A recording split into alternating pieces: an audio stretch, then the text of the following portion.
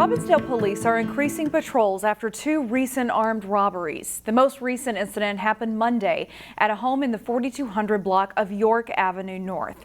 Another happened not far away. As Sonia Goins reports, the crimes have left a Robbinsdale neighborhood on edge. Scary moments for a Robbinsdale couple.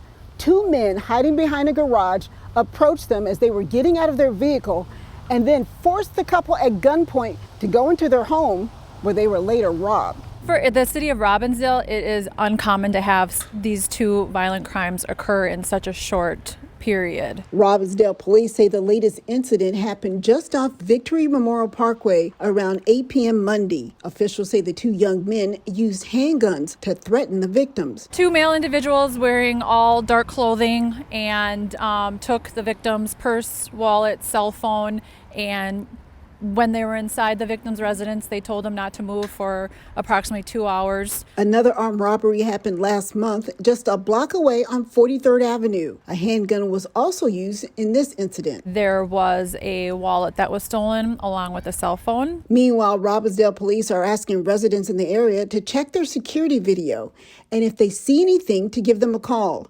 Police are also asking residents to be vigilant, keep outdoor lights on, and be aware of their surroundings.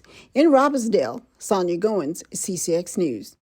Meanwhile, Brooklyn Park police have arrested a suspect they believe is responsible for several burglaries in the city. They say alert neighbors helped make the arrest. Police responded to a 911 call Wednesday morning of someone tampering with vehicles in the 6700 block of 83rd Avenue North. Officers found the person with property believed to be stolen and linked him to incidents in the Birch Grove, Tessman, and Candlewood neighborhoods. Police say this individual has been seen entering homes and cars around the city. They are asking people to look through home security video to see if they've seen a 28-year-old white male with blonde hair and a slender build. He had on black clothing with a black baseball cap or a stocking cap and was carrying a black backpack. Brooklyn Park police are also investigating a shots fired case in which bullets hit several homes and a daycare with children inside. The shooting happened just after 5 p.m. Tuesday in the 7600 block of Unity Avenue North. Police say it involved two groups of people firing weapons at one another. No one was injured. Police continue to investigate, and so far, no arrests have been made. Shooting in Minneapolis became a scary event for a group of Brooklyn Center fourth graders playing a youth football game. The incident happened Tuesday evening near Phelps Field Park in South Minneapolis. A 15-year-old boy was shot, with multiple media outlets reporting the teen victim was the brother of a Brooklyn Center player. As of Wednesday afternoon, that teen was listed in critical condition with no update on arrests. The owner of a Plymouth candy company testified before a congressional committee Wednesday on the global supply chain challenges. She's saying the current workforce shortages are unsustainable. My business faces a dire shortage of workers. At 200 employees, we are down roughly 100 from our optimal number of staff. That's Christine Lantonen, owner of Plymouth-based Maud Borup. She spoke during a House Small Business Committee chaired by Representative Dean Phillips. Lantonen says her company implemented a 36% hourly salary increase last December, but is still having trouble recruiting workers. As a result, her company has put expansion plans on hold. The Plymouth resident pointed out a couple of ideas, including taking another look at immigration policies to creating incentives for retirees to return to the workforce. I feel like we need a Rosie the Riveter character focused at retirees that says we need you as the tagline. And we really need to focus on these potential groups that could be contributing to our society, because we will fall behind if we don't have the employees to run our businesses. Lantonen says the cost of goods could be 35 to 40% higher a year from now, and that's largely driven by the worker shortage. Governor Tim Walz announced on Thursday an expansion of COVID-19 testing that will impact Brooklyn Park and surrounding suburbs. Brooklyn Park is one northwest suburb that has seen higher case rates compared to Hennepin County overall. The testing site at Starlight Center on Brooklyn Boulevard currently does have saliva testing. Starting Friday, it will also begin offering rapid tests, also known as antigen tests. Those tests are done with a nasal swab and produce results more quickly than other tests. Community site testing is free, but participants with insurance are asked for that information to help the state recoup costs. Robbinsdale's longtime city manager Marcia Glick has announced she will retire in 2022. The exact date will be contingent on the appointment of a new city manager. The city council scheduled a work session during November to talk about the process for a city manager search. Glick has been with Robbinsdale as city manager for more than 20 years. And this Friday, your little ghosts and goblins will get a chance to test drive their Halloween costumes as Brooklyn Center hosts their big Halloween party in Centennial Park. The kids get an opportunity to follow the trails throughout the park, and along the way there are some activities and games for them to participate in, and they earn some candy and prizes, and it all leads them over here towards the amphitheater where we'll have kids dance out here DJing. The event is from 5:30 to 7:30 at Centennial Park in Brooklyn Center.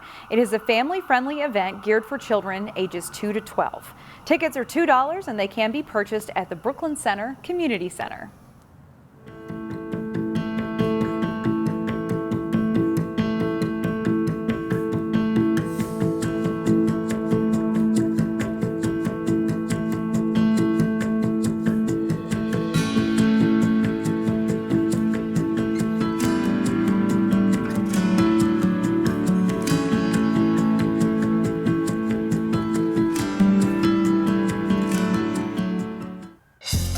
Find more local news stories at ccxmedia.org and follow us on social media.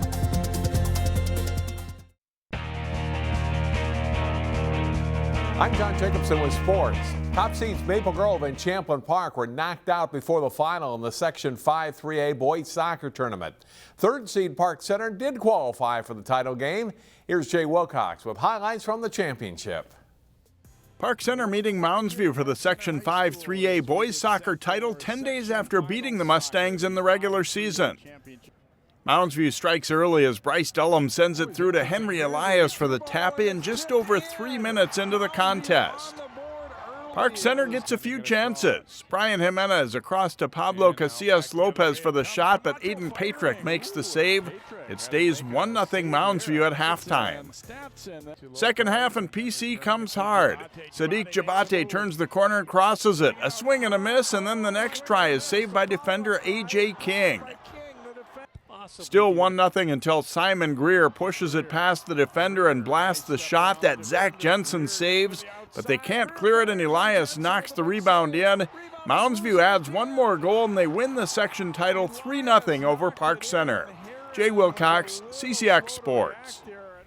In the Section 5 3A girls final, top-seeded Maple Grove lost 2-0 to Mounds View.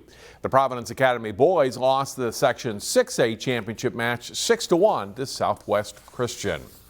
The Section 6 3A title game in girls soccer pitted Hopkins against Wayzata. Here's Jason Malillo with the highlights. It's an intense tilt between the Royals and Trojans right from the first touch. Megan Smith breaks in for Wayzata, but her shot is stopped by Lucy Rock for Hopkins. Dana Brewer with a good hit for the Trojans, but Rock knocks that down, and then there's a scramble for the rebound. Wayzata can't put it away. Rock stops 10 shots in the first half, and it's scoreless at the break. Early in the second half, Brewer collides with Rock. Both girls go down hard. Rock would leave the game and would not return. About 15 minutes later, Grace Lapata lines up a shot from distance and scores high to give the Trojans a 1-0 lead. Then in the 61st minute, Brewer is flanked by two defenders, but still chips the shot in for a goal, and it's 2-0 Wayzata, and that's the final, as the Trojans are section champions again. Our team really worked hard today before the game. We talked about making this game count, fighting for one another and truly playing for one another, and I think that's what brought us to this victory for sure. I think something that's really unique about this team is each and every player matters and each and every player fights, and we all fight together. Benilde St. Margaret's and Breck also won section titles in girls soccer on Tuesday. State tournament coaches will seed teams for the tourney on Saturday. The state quarterfinals begin next Tuesday.